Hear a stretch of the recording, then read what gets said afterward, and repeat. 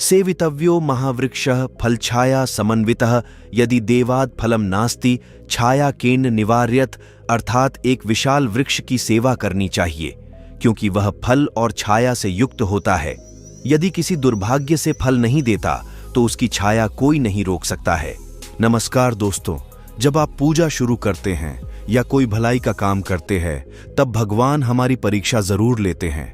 किसी न किसी रूप में वह हमारी परीक्षा अवश्य लेते हैं, और वह कैसी परीक्षा लेंगे और वह कितनी परीक्षा लेंगे ये इस बात पर निर्भर करता है कि व्यक्ति के कर्म कैसे है, व्यक्ति की स्थिति क्या है, उसका भाव क्या है और उसका व्यक्तित्व क्या है, ये इसके ऊपर निर्भर करता है। साथ ही आपके इष्ट देव के ऊपर भी निर्भर करता है। पर जब आपकी परीक्षा समाप्त होने वाली होती है तो आपको कुछ संकेत मिलते हैं।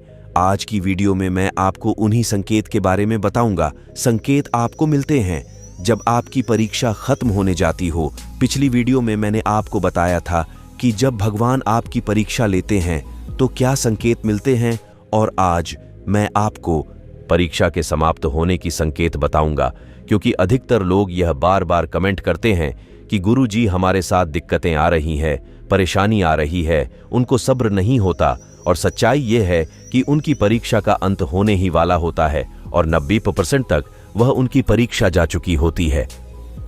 1% पर आकर वह यह बोलते हैं कि हमारी स्थिति खराब चल रही है।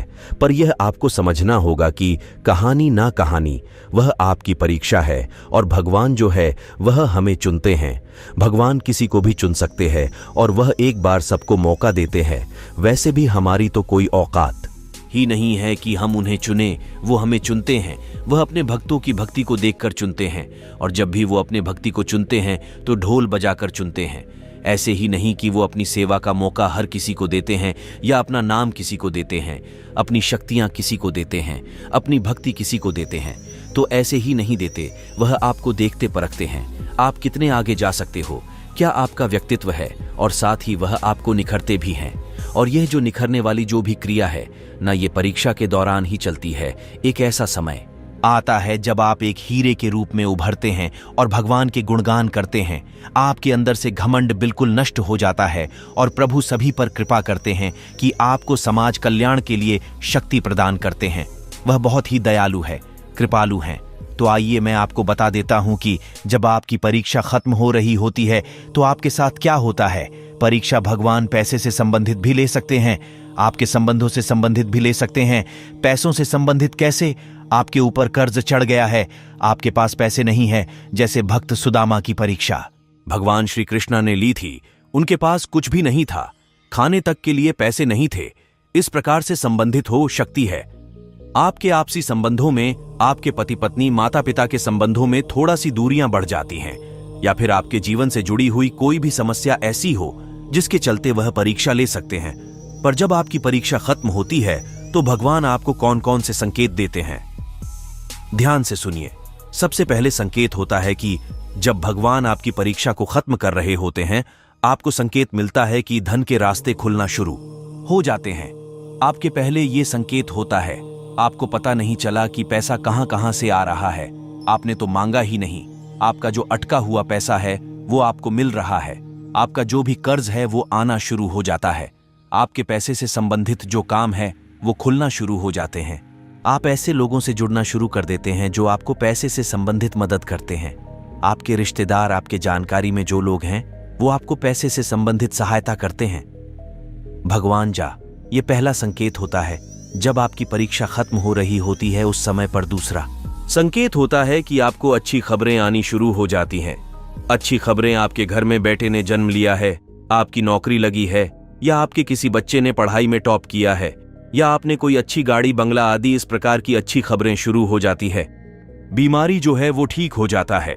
कोई भी अच्छी खबर जो आपसे जुड़ी हो, शक्ति है आपके काम धंधे से जुड़ी हो, शक्ति है आपके परिवार से जुड़ी हो, शक्ति है आपके रिश्तेदारों से जुड़ी हो, शक्ति है वह खबरें।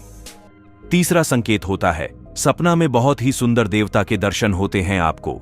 जिस देवी देवता को मानते हैं वह बिना सेवा करे आपसे खुश हो जाते हैं। उनके मुस्कुराते चेहरे के दर्शन होते हैं, मुस्कुराते मूर्ति के तस्वीर के आपको दर्शन होते हैं।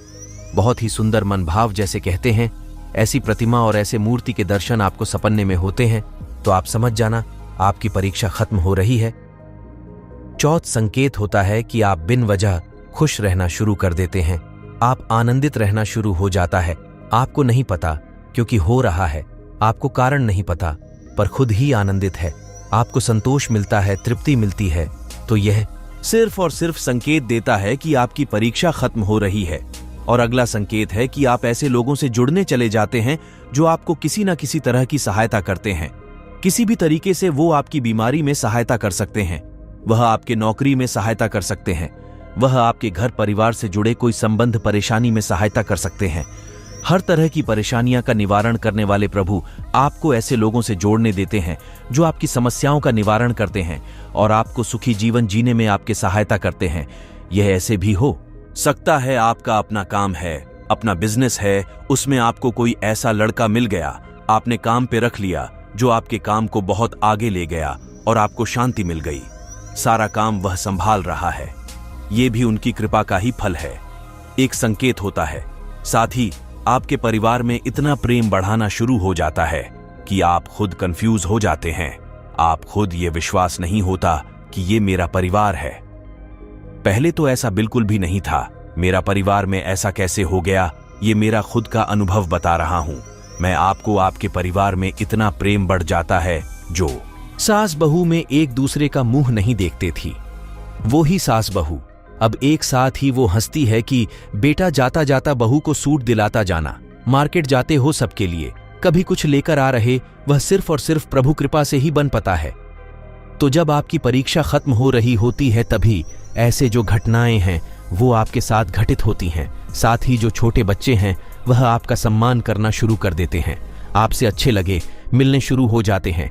एक अच्छी नौकरी आप प्राप्त कर लेते हैं, अच्छे लोगों के साथ आप रहते हैं, साथ ही सारी चीज सकारात्मक आपके साथ होनी शुरू हो जाती है। आप एक बहुत ही अच्छा जीवन जीना शुरू कर देते हैं। जो लोग कहते हैं कि हमने भगवान की पूजा की पर हमें कोई फायदा नहीं हुआ, तो ये फायदे के लिए अगर आप भगवान की पूजा करोगे तो फायदा नहीं होगा।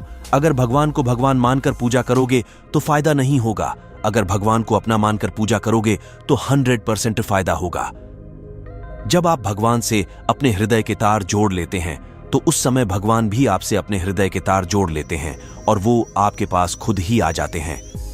जैसे आपने देखा होगा, मान लीजिए आपका बच्चा है, मेरा बच्चा। अगर हमारे बच्चे को थोड़ी सी खामोश हो जाए तो कैसा भाव आता है?